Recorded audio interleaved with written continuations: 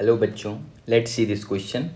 The question says in Young's double slit experiment, the two slits act as coherent source of equal amplitude A and wavelength lambda. In another experiment with the same setup of two slits are source of equal amplitude A and wavelength lambda but are incoherent. The ratio of intensity of light at the midpoint of the screen in the first case to that in the second case. Four option दिया हुआ है। First option is 4:1, second option is 2:1, third option is 1:1 and fourth option is none of the above. Key concept of the question is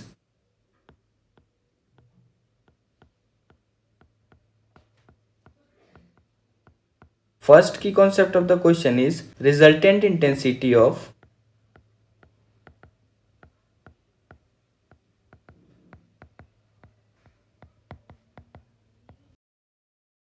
to coherent source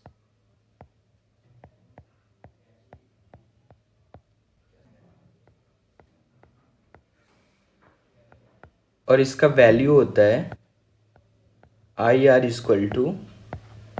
√√I1 पहले source के द्वारा intensity plus √√I2 दूसरे source के द्वारा intensity का whole square. And second की concept of the question is resultant intensity of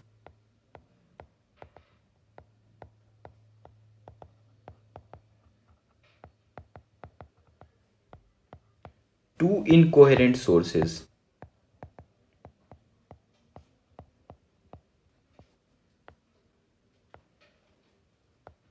और इसका जो वैल्यू होता है ये होता है IR अगर मैं इसे बोल दूं, ये होता है सिंपली दोनों सोर्स के द्वारा इंटेंसिटी का सम। तो इन दोनों की कॉन्सेप्ट की हेल्प से हम लोग इस क्वेश्चन को सॉल्व करेंगे। क्वेश्चन में देखो, फर्स्ट कंडीशन में जो कोहेरेंट सोर्सेज दिया हुआ उसका इक्वल एम्पलीट्यूड और उसका वैल्यू भी दिया हुआ है ए और वेवलेंथ का वैल्यू दिया हुआ है लैम्डा। तो इंटेंसिटी और एम्पलीट्यूड में जो रिलेशन होता है वो होता है intensity is directly proportional to amplitude का स्क्वायर। अगर किसी दो सोर्स का एम्पलीट्यूड सेम है इसका मतलब उसका इंटेंसिटी भी सेम रहा होगा। तो अगर दोनों के इंटेंसिटी का बात करें, सपोज दोनों सोर्स के द्वारा इंटेंसिटी I1 I2 है, तो I1 और I2 दोनों बराबर है। ये इसका वैल्यू कुछ I0 हम लोग मान लेते हैं। कोहेरेंट सोर्स के द्वारा, फॉर कोहेरेंट सोर्सेज,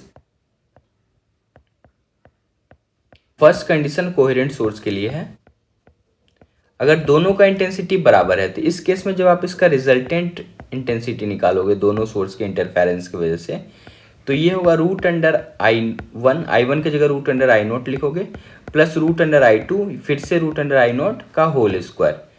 इसका जब होल स्क्वायर करोगे तो √I0 ये बन जाएगा 2√I0 का होल स्क्वायर। अब इसका जब स्क्वायर करोगे तो 2 का स्क्वायर 4 और √I0 का स्क्वायर सिर्फ I0। तो ये वैल्यू आ गया रिजल्टेंट 4I0 किसके लिए, कोहेरेंट सोर्स के लिए। तो IR का वैल्यू आ गया 4I0 सिंपली, ये आ गया कोहेरेंट सोर्स के लिए।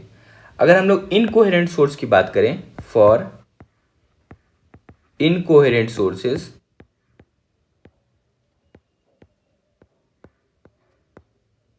तो इनकोहेरेंट सोर्स में रिजल्टेंट इंटेंसिटी क्या होता है, सिंपली दोनों का सम होता है।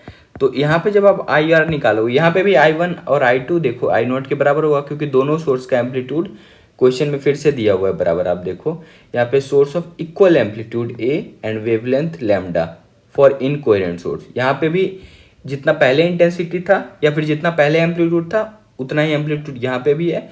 और एम्पलीट्यूड और इंटेंसिटी का रिलेशन हमें पता है, intensity is directly proportional to amplitude का स्क्वायर। तो यहाँ से बोल सकते हैं जो इंटेंसिटी है वो भी बराबर होगा।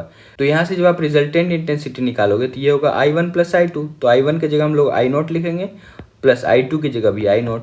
तो इसका जो रिजल्टेंट, इसे IR डैश में बोल दे रहा हूँ, I dash R equal to ये 2I0 हो जाएगा। तो आप देखो दोनों सोर्स की वजह से रिजल्टेंट इंटेंसिटी आ चुका है, एक आया है 4I0 और एक आया है 2I0। अगर इन दोनों का हम लोग रेशियो निकालें, रेशियो फॉर कोहेरेंट और इनकोहेरेंट दोनों के लिए, तो अगर कोहेरेंट वाला को न्यूमरेटर मिले 4I0 और इनकोहेरेंट वाले को डिनोमिनेटर मिले 2I0, तो ये वैल्यू क्या आ जाएगा, I0 से I0 कट जाएगा और 2 से 4 2 टाइम में कट जाएगा। तो ये जो वैल्यू आ जाएगा 2/1, या फिर इसको अगर आप रेशियो में लिखो तो ये आप सिंपली लिखोगे 2:1। तो इस हिसाब से कौन सा ऑप्शन करेक्ट हो जाएगा, ऑप्शन नंबर 2, 2:1।